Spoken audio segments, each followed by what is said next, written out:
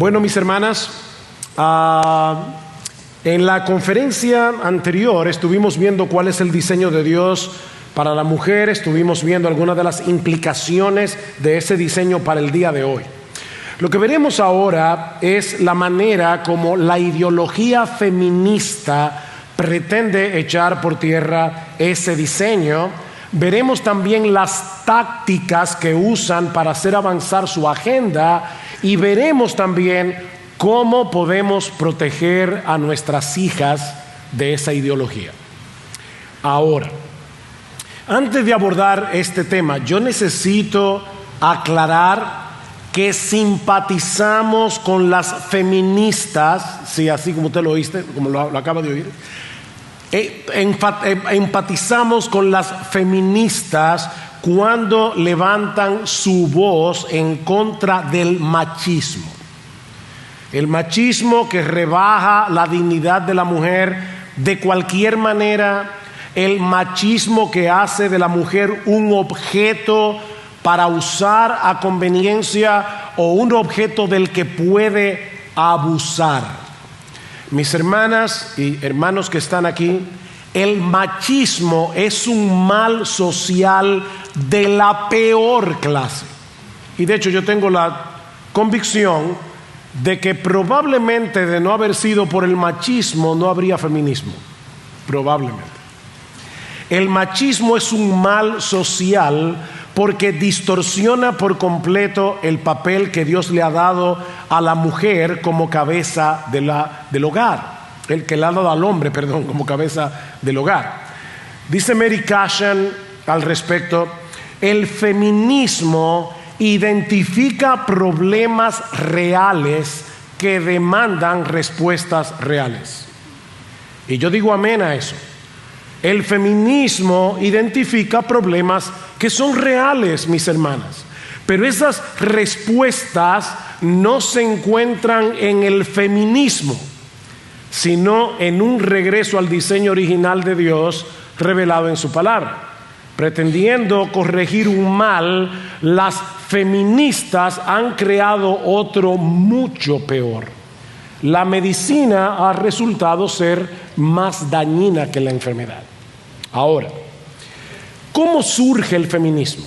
¿Y cuáles son sus postulados esenciales? Y debo decir aquí, hermana, para que no se sientan frustradas, no tienes que aprenderte cada nombre, cada fecha que yo voy a mencionar aquí. Yo quiero que tú veas simplemente el flujo de pensamiento, cómo fue variando con el paso de los años hasta llegar al punto donde estamos en el día de hoy.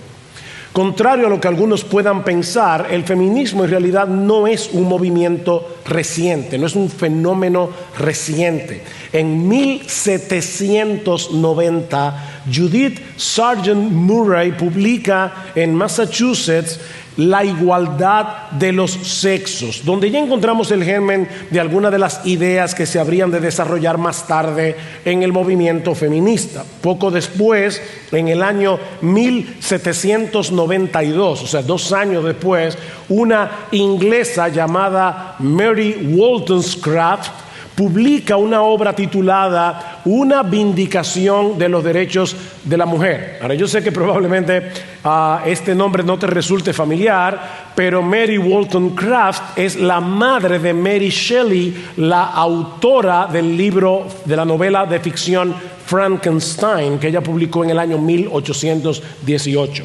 A partir de ese momento comienzan a aparecer algunas publicaciones que presentaban una imagen bastante negativa del matrimonio, pero que no tuvieron tanta incidencia a nivel popular.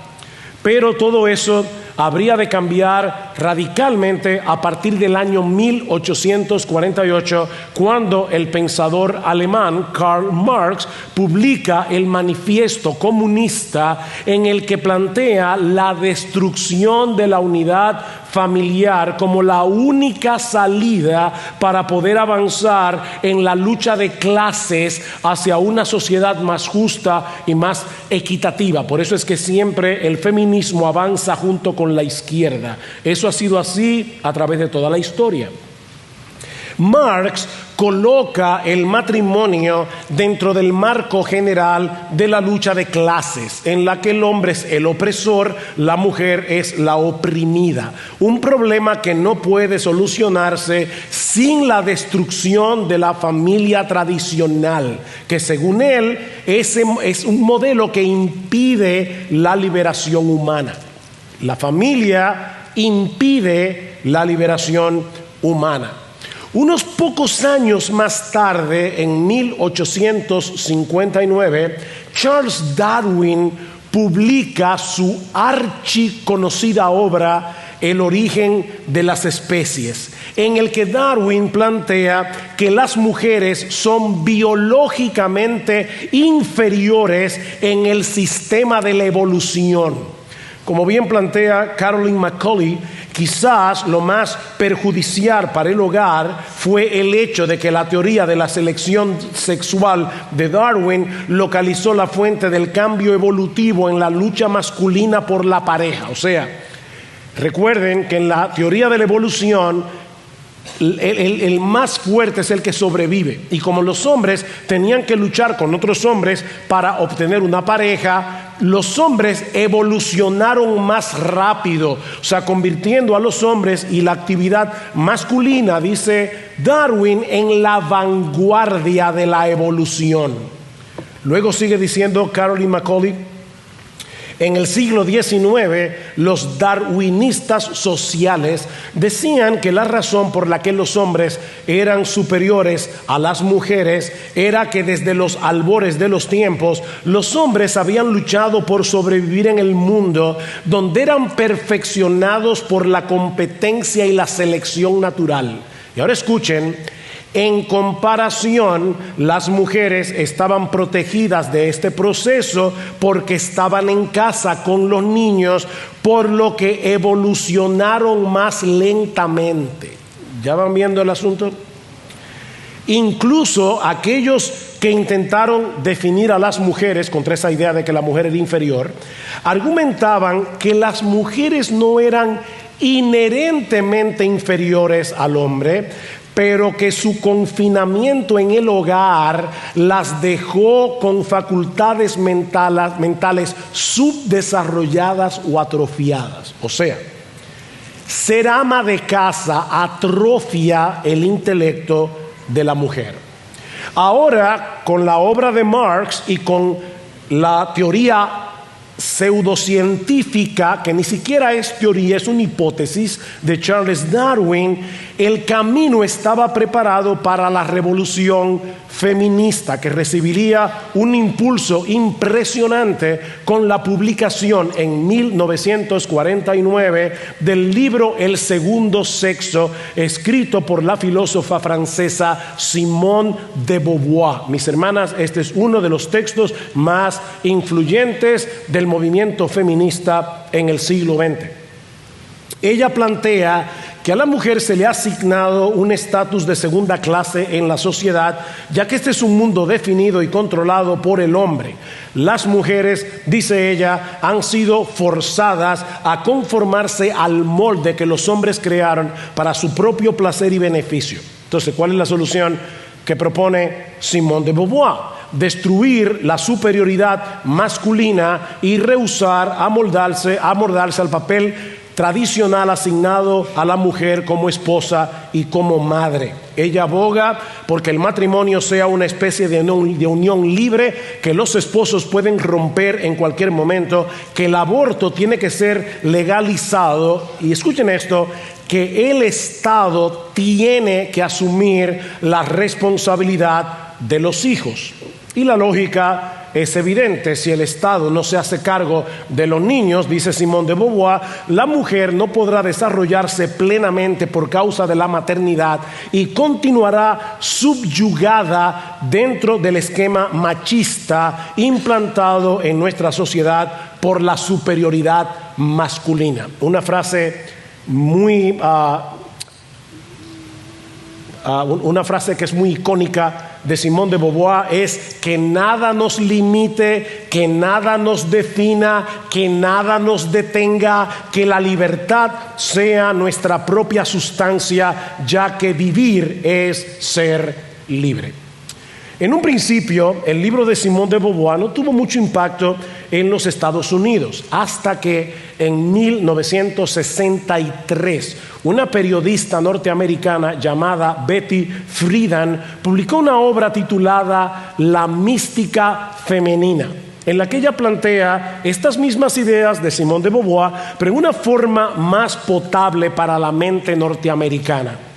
Friedan atacó lo que ella señalaba como el mal sin nombre.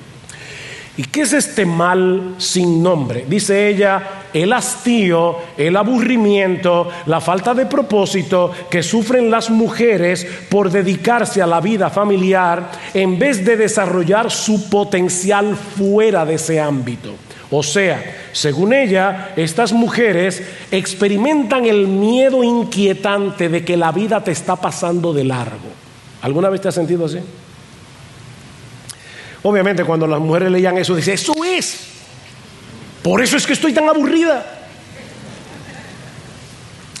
De hecho, Betty Friedan compara a la mujer que se limita al papel de ama de casa, escuchen esto, con los millones de seres humanos que marchaban hacia la muerte en los campos de concentración nazis, una muerte lenta de la mente y del espíritu.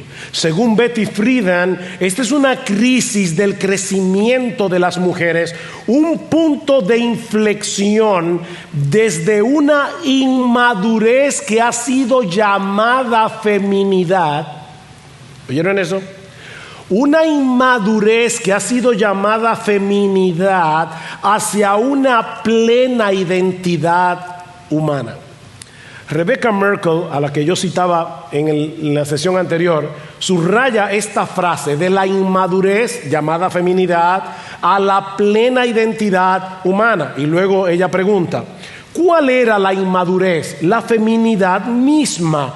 Las mujeres necesitaban dejar atrás lo femenino para volverse plenamente humanas. Si acaso te dormiste en este pedacito, déjame repetírtelo otra vez. Lo que Betty Friedan está diciendo es que las mujeres tienen que dejar atrás lo femenino, porque de lo contrario nunca van a ser plenamente humanas.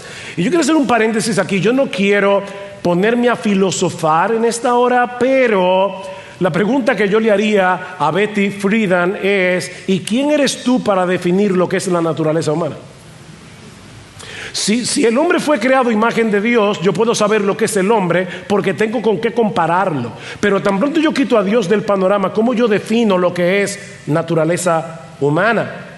Sigue diciendo ella, por supuesto, Rebecca Merkel, hablando de Betty Friedan, una vez que se acepta esta premisa, entonces por definición debemos mirar hacia atrás a aquellas mujeres de principio de siglo o a las mujeres que adoptaron roles tradicionalmente femeninos como menos desarrolladas, menos inteligentes, menos evolucionadas y a final de cuentas menos humanas. Mirar a estas mujeres implica necesariamente menospreciarlas. O sea, todas nuestras abuelas que fueron simples amas de casa es porque eran mujeres más atrasadas, definitivamente. Estas dos obras, ya ahora sí la de Simone de Beauvoir junto con la de Betty Friedan, alcanzaron una enorme popularidad en los Estados Unidos de Norteamérica y desataron toda una revolución, un tsunami, cuyo centro de ataque eran el matrimonio, la familia, la maternidad, la distinción entre el hombre y la mujer y la moral cristiana. Kate Miller, que es una de las escritoras feministas más importantes del siglo XX, principios del siglo XXI, ella murió en el año 2007, creo, si no recuerdo mal, llegaría a decir que se requiere de una revolución sexual que haga desaparecer los tabúes impuestos por el matrimonio heterosexual, abogando a favor de la homosexualidad, las relaciones sexuales entre adolescentes y fuera del matrimonio. De hecho, si no recuerdo mal, Simone de Beauvoir, Jean-Paul Sartre, que era su alter ego masculino, y otro filósofo que creo que fue el francés Foucault, firmaron un un manifiesto donde ellos pedían que se permitiera que los mayores pudieran tener sexos con adolescentes, con o sin, obviamente con el consentimiento de los adolescentes. Y ustedes pueden ver la mentalidad que tenían estas personas. Otras feministas no solo abogan por la abolición del matrimonio como el único camino para la liberación de la mujer, sino que presentan a los hombres como abusadores en potencia, ya que, como dice Andrea Dworkin, bajo el patriarcado toda mujer es una víctima. Dice ella, Andrea Dworkin, bajo el patriarcado ninguna mujer está segura para vivir su vida o para amar o para tener hijos. Bajo el patriarcado toda mujer es una víctima. Bajo el patriarcado la hija de cada mujer es una víctima. Bajo el patriarcado el hijo de cada mujer es su traidor potencial y también el violador o explotador inevitable de otra mujer. O sea, las madres deben ver a sus hijos varones como traidores, violadores, explotadores, abusadores en potencia. Eso es lo que Andrea Dworkin está diciendo. De paso, esta palabra patriarcado es sumamente importante en la literatura feminista. Proviene de la conjunción de dos palabras griegas, pater, que significa padre, y archei, que significa gobierno o dominio. Literalmente, a través de la historia, patriarcado significaba simplemente el gobierno del padre. Pero las feministas la usan para describir el dominio opresivo que el hombre ejerce en la sociedad en detrimento de la autonomía y la dignidad de la mujer. Otra feminista llamada Robin Morgan dijo en una entrevista que el odio a los hombres es un acto político honorable y viable, ya que los oprimidos tienen derecho al odio de clase contra la clase que los oprime. Sally Miller Gerhardt, que fue la primera mujer que tuvo una cátedra en la Universidad Estatal de San Francisco. O sea, aquí no estamos hablando de una mujer por ahí que está hablando boberías, estamos hablando de mujeres intelectuales que han influenciado fuertemente en la sociedad. Sally Miller Gerhardt aboga por la reducción de la población masculina en su ensayo titulado "El futuro, si hay uno, es femenino". Ella dice, la proporción de hombres debe reducirse y mantenerse en aproximadamente el 10% de la raza humana.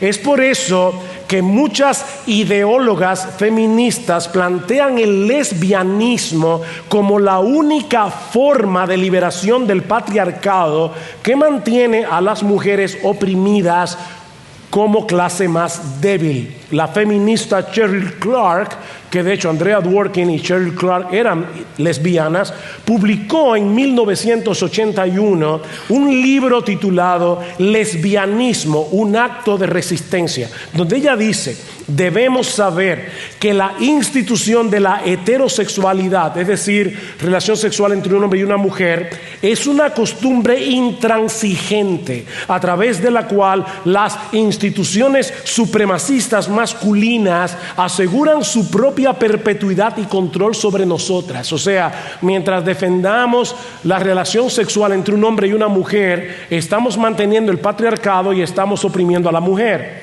La mujer que abraza el lesbianismo como medio ideológico, político y filosófico para liberar a todas las mujeres de la tiranía heterosexual, también deben identificarse con la lucha mundial de todas las mujeres para acabar con la tiranía machista a todos los niveles. O sea, menos que inculquemos el lesbianismo en nuestras niñas desde pequeñas, no vamos a poder quitarnos de encima, dice ella, el problema de la opresión del hombre contra la mujer. Ahora, en este punto de mi presentación, yo debo resaltar que no todas las mujeres que se identifican como feministas ni odian a los hombres ni son lesbianas. Repito, no todas las mujeres que se identifican con el feminismo ni odian a los hombres ni son lesbianas. De hecho, yo tengo la completa certeza, o sospecho, vamos a decirlo más fácil. Yo sospecho que muchas jóvenes que hoy se identifican con el feminismo nunca han leído ni a Simone de Beauvoir, ni a Betty Friedan, ni a Morgan, ni a Dworkin, ni a ninguna de estas ideólogas intelectuales del movimiento. Nunca han leído un libro.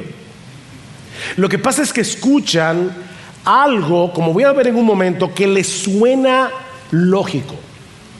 Ven la opresión, porque es verdad, hermanos, hay hombres abusadores, ¿sí o no? Eso es una realidad. Por eso yo decía al principio, nos identificamos con las feministas cuando levantan su voz en contra del machismo.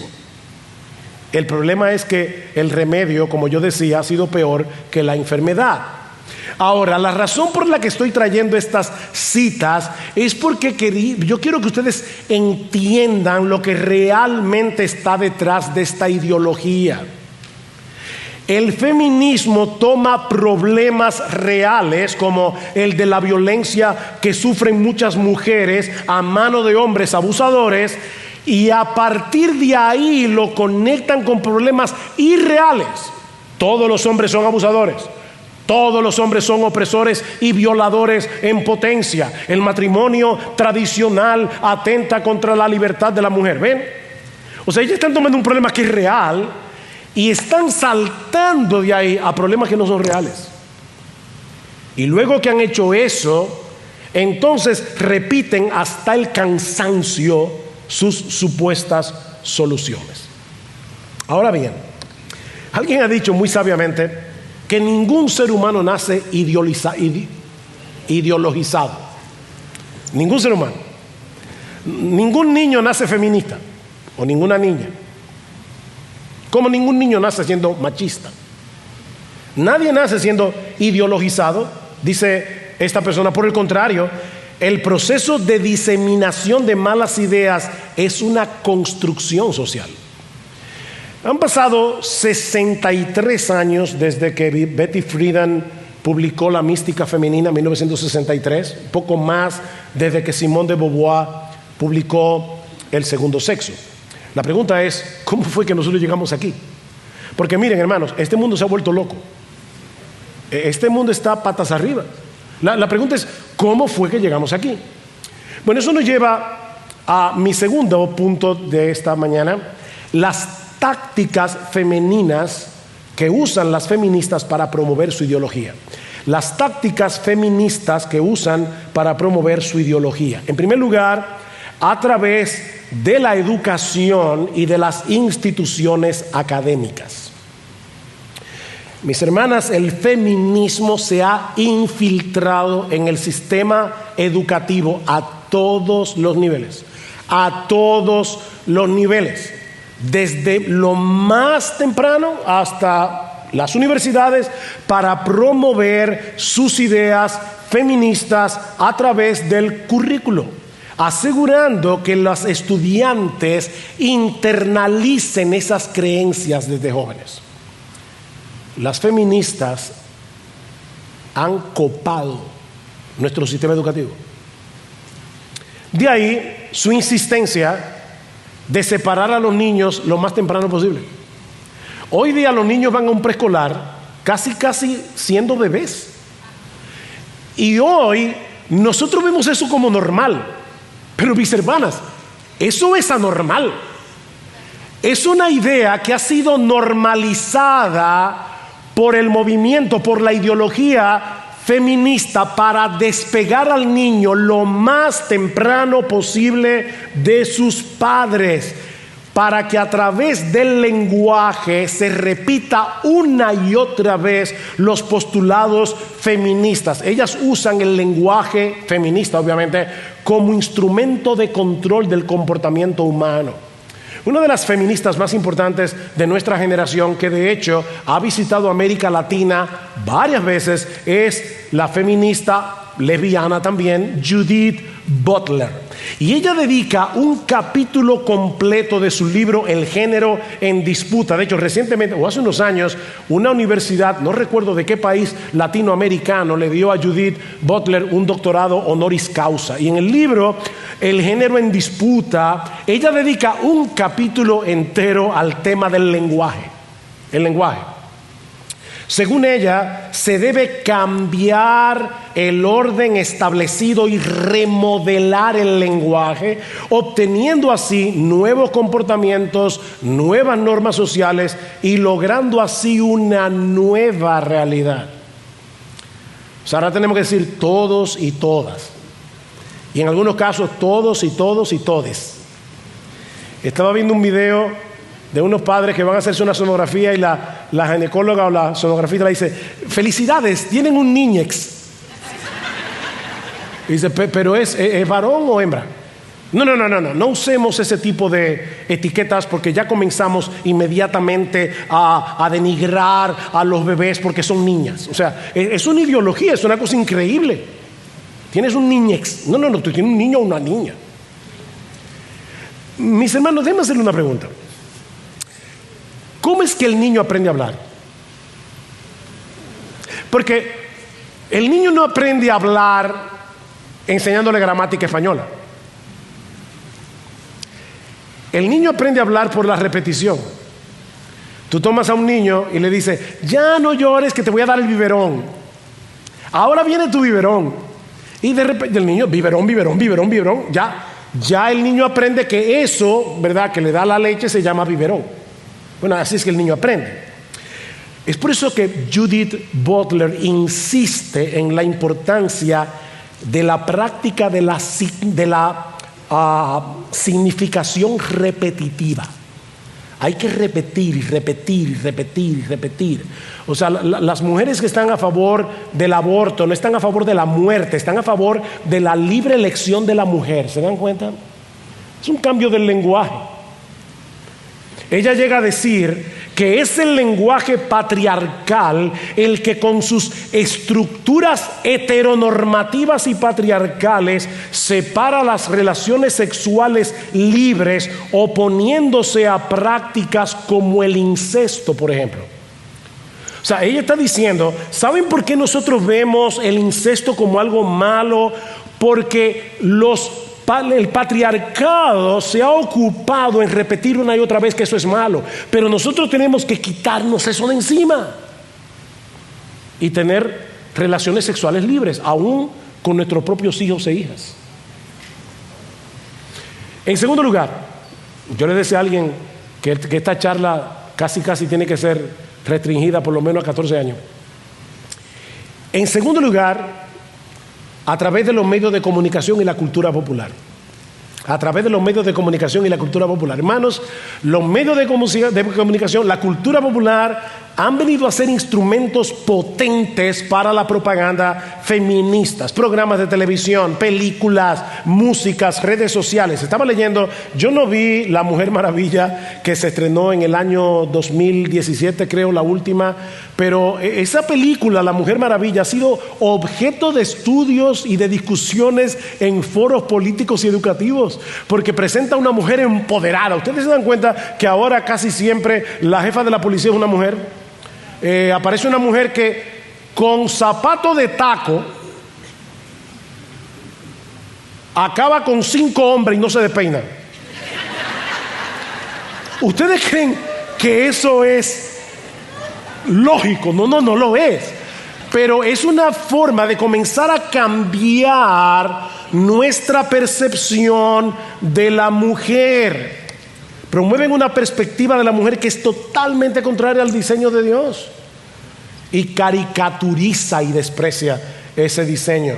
Como este cartel que usó el Ayuntamiento de Madrid recientemente.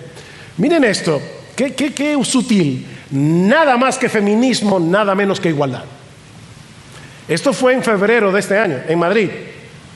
Nada más que feminismo. En otras palabras, ¿qué está diciendo el Ayuntamiento de Madrid? Que si el feminismo no toma la voz cantante en la sociedad, nunca habrá igualdad.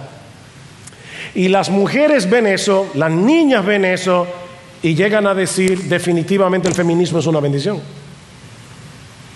Tercero, a través del activismo político y social. Las feministas organizan marchas, protestas, campañas para abogar por cambios legislativos y sociales que apoyen la igualdad de los sexos. De paso, nosotros creemos, ya lo dijimos en el mensaje anterior, en la igualdad, en dignidad, en valor entre el hombre y la mujer. Lo que estamos diciendo aquí con la igualdad de los sexos es que los roles han desaparecido. Ahora los hombres y las mujeres tienen que hacer exactamente todos el mismo trabajo. Pero hermanos, lo cierto es que Dios le ha dado al hombre una constitución física, biológica, anatómica. A la mujer le ha dado una constitución física, biológica, anatómica, porque no todos los trabajos que hace un hombre lo puede hacer una mujer. Eso es una realidad. Nosotros no podemos parir, nosotros no podemos tener bebés, nosotros no podemos alimentar un bebé. Nosotros hay un montón de cosas que nosotros no podemos hacer, como hay un montón de cosas que las mujeres no pueden hacer. Pero al escuchar igualdad, la palabra igualdad es lo que llama nuestra atención. Y no estamos viendo que detrás de eso lo que hay es una destrucción de los roles masculinos y femeninos. Es lo mismo que los derechos reproductivos. No son los derechos reproductivos, son los derechos antirreproductivos. Porque de lo que se trata aquí, yo no sé cómo es que esa organización Planned Parenthood significa, se puede llamar Planned Parenthood, porque ellos no están planificando la paternidad, ellos están planificando la destrucción de la paternidad. Son una promoción del aborto, una promoción de la destrucción de la feminidad bíblica, una destrucción de la familia, una destrucción del matrimonio. Es por eso que están abogando. No nos dejemos engañar con el lenguaje. Cuarto, a través de la literatura y de las publicaciones. Mis hermanas, las publicaciones de libros, artículos, ensayos, es otra de las formas en que las feministas promueven su ideología. Y en esta misma conferencia ya he mencionado varias de las publicaciones más importantes del siglo XX, siglo XXI, por lo que no voy a ampliar este asunto. Pero ¿qué impacto ha tenido Simone de Beauvoir? ¿Qué impacto ha tenido Betty Friedan en un montón de mujeres que nunca han oído su nombre? En un montón de mujeres que no saben quiénes son Simone de Beauvoir, no saben quién es Betty Friedan, no saben quién es Andrea Dworkin, pero la filosofía de estas mujeres ha cambiado el panorama de nuestra sociedad. Es un tsunami, por lo menos en Occidente. La pregunta que yo quiero responder ahora es: ¿cómo vamos a defender a nuestras hijas del adoctrinamiento feminista? Lo que me lleva a mi tercer y último encabezado: ¿cómo proteger a nuestras hijas? Bueno, en primer lugar, mostrándoles que su valor y propósito no dependen de las construcciones sociales, no dependen de las expectativas feministas, sino del hecho de haber sido creadas a la imagen y semejanza de Dios. ¿Por qué tu vida vale? Yo a veces estoy viendo una película con mi esposa y le digo, ahí es donde Hollywood traiciona su creencia. Yo sé que esta película es viejita, pero ustedes pueden compararla con cualquier película actual. Pero esta película de rescatando al Capitán Phillips, que se llama Capitán Phillips, de Tom Hanks, que fue una historia de la vida real donde un grupo de somalíes secuestran al Capitán Phillips, y la Armada norteamericana hace todo un operativo costosísimo para rescatar al Capitán Phillips. Yo me pregunto si ellos harían lo mismo para rescatar al gato del Capitán Phillips. O sea, ellos dicen, los seres humanos evolucionaron casualmente y por lo tanto no son más valiosos que un perro, un gato, un chivo. Es lo mismo. Por eso la Sociedad Protectora de Animales dice, estamos protestando, como decía Ingrid Newkirk, que fue presidenta de PETA, que es People for Ethical Treatment of Animals, personas a favor del trato ético de los animales. Y por si acaso yo no estoy a favor del maltrato de los animales, pero el punto es que ella dice, estamos ahora criticando a los nazis porque mataron 6 millones de judíos, pero billones de pollos serán sacrificados en los hornos este año. O sea, ella está comparando que tú te comas un picapollo a lo que Hitler hizo en Alemania con los judíos. Hermanos, yo les digo a mis estudiantes de filosofía en el Logos, les digo, mira, cuando ustedes van a la playa, van al este, ustedes asesinan un montón de insectos, se quedan pegados en el parabrisas. Y yo puedo decir que yo puedo comparar eso con una masacre que ocurre en una... imposible. Es una locura. Yo no voy a repetir todo lo que dijimos al respecto en el mensaje anterior, pero hermanos, debemos enfatizar la necesidad de una comprensión bíblica de la naturaleza y el rol del hombre y la mujer, tal como se deriva de textos como Génesis 1, 26 al 28, que expusimos en la charla pasada.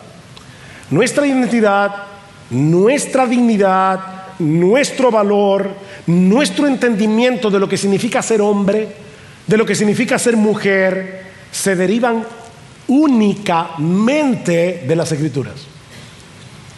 Piénsalo. Yo no puedo saber lo que es ser humano si no es por la Biblia. Yo no puedo saber qué es lo que se espera de un hombre, qué es lo que se espera de una mujer, si no es por la cosmovisión bíblica. No puedo saberlo. Pensando yo autónomamente, no puedo saberlo.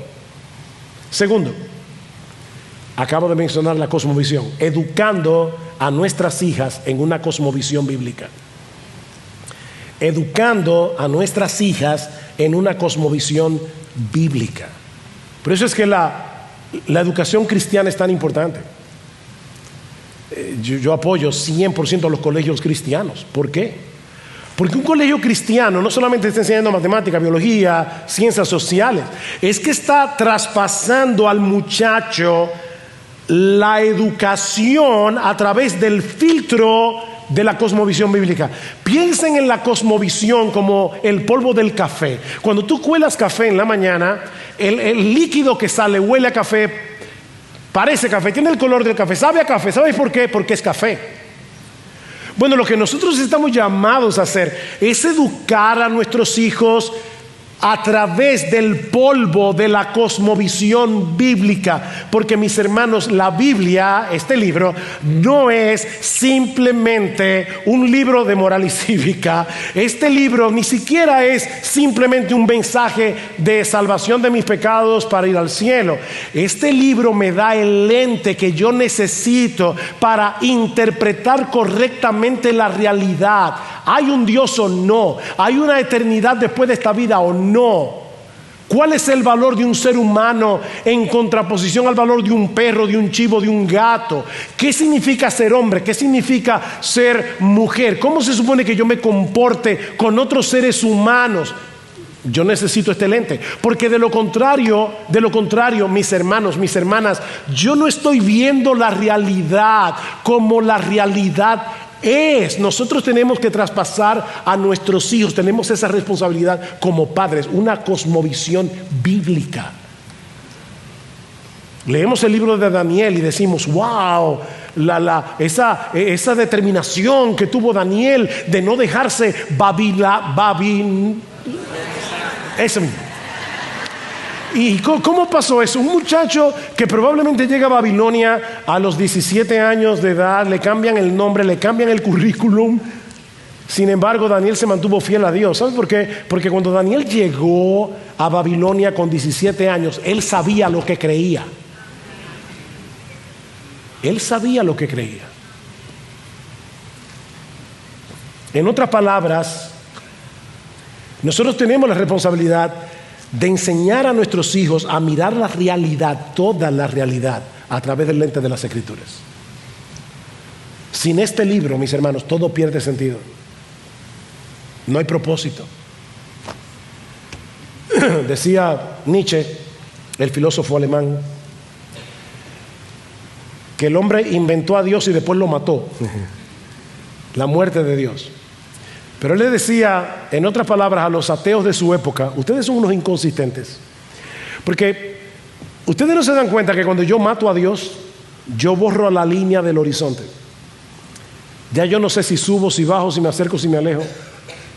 Entonces, ¿cómo es que ustedes quieren mantener, decía Nietzsche, cómo ustedes quieren mantener los valores ¿Cómo ustedes quieren mantener la moral, la lógica cristiana sin el Dios del cristianismo? Ustedes son unos inconsistentes. Por eso yo siempre he dicho que Nietzsche, que acabó loco, yo siempre he dicho que la locura de Nietzsche fue la única cosa coherente que él hizo en toda su vida. 3. Debemos desarrollar en nuestros hijos un pensamiento crítico. Mis hermanas, los padres y hermanos, los padres deben enseñar a sus hijos a pensar críticamente, evaluar lo que ven, evaluar lo que escuchan a la luz de la verdad bíblica. Ver una película en tu casa no es simplemente un momento de entretención. Tú puedes tomar esa película y hacer un análisis de esa película a través de la cosmovisión bíblica y mostrarle a tu hijo cómo, sin darse cuenta, los mismos productores y directores de Hollywood, los guionistas, están tomándole prestado al cristianismo sus valores, su ética, su moral, porque de lo contrario la película no tiene sentido. Cada vez que estoy viendo una película con mi esposa y veo a una mujer diciendo, me engañaste, ¿y cuál es el problema? ¿Cuál es el problema? Como decía Peter Singer, si la evolución depende de la supervivencia del más apto, es correcto que un hombre viole a una mujer. Y todo el mundo se espantó por eso. Él era profesor de bioética en la Universidad de Princeton y la gente se espanta. Pero al final de cuentas, si no hay Dios y somos el producto de una evolución casual, ¿cuál es el problema? Es la supervivencia del más apto. Por eso, cuando tú estás escuchando música, cuando estás viendo una película, enséñale a tus hijos a pensar críticamente.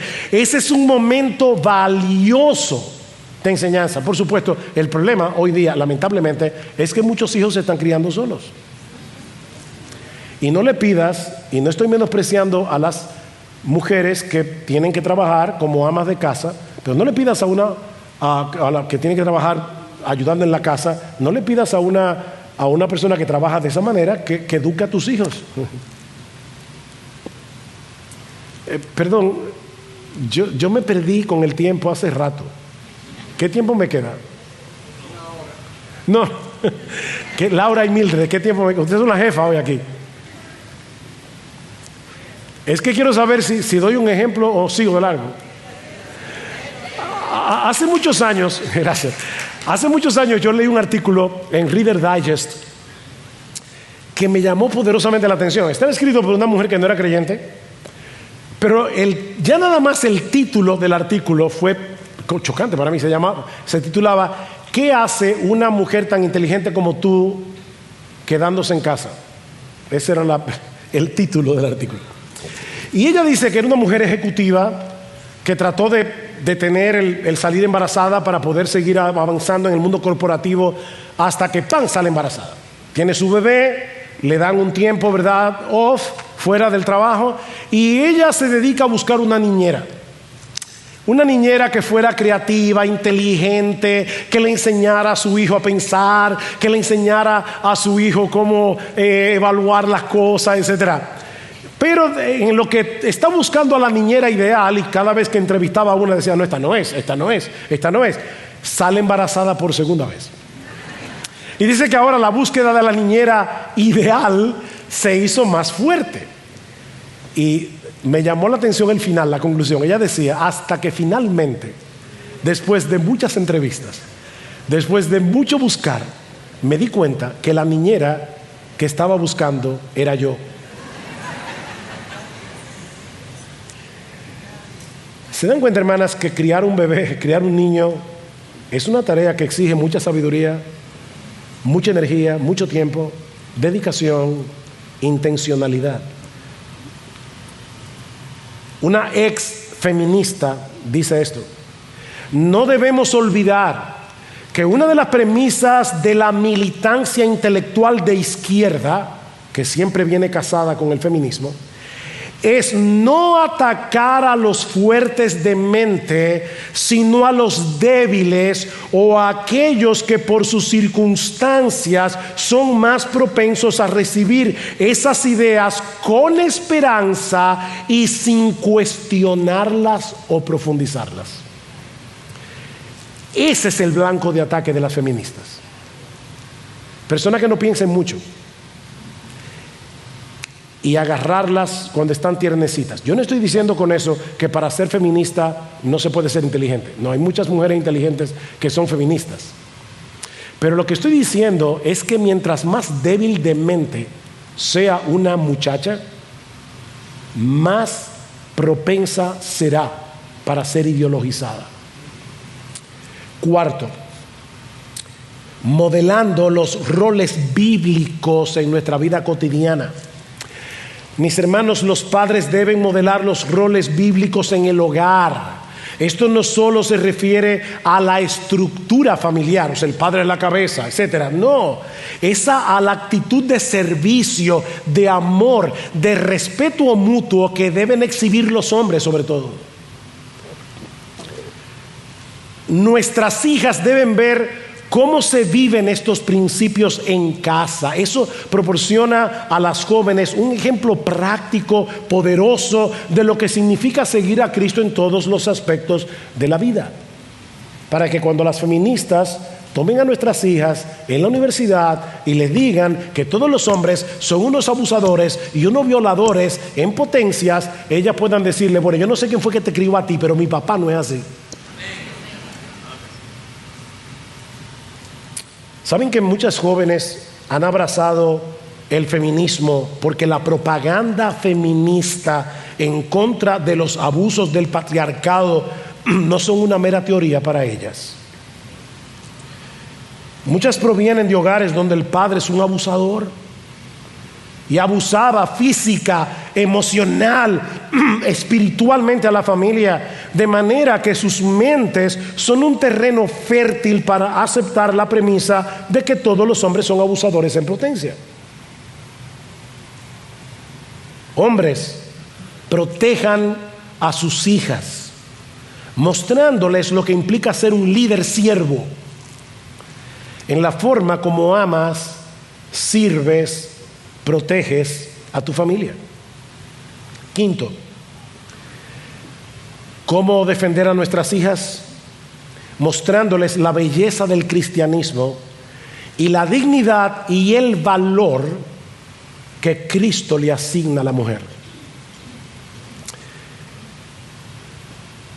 Las feministas dicen que los cristianos somos culpables por la moral cristiana del abuso que sufren las mujeres.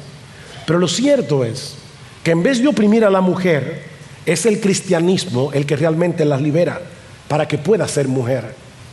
Mis hermanas, ¿cuál era la condición de la mujer cuando se escribió el Nuevo Testamento? En el mundo grecorromano era casi imposible que un hombre tuviera compañerismo con una mujer, porque se le consideraba un ser inferior. Platón, el gran Platón, decía que si un hombre era un cobarde en esta vida, reencarnará en la otra como una mujer.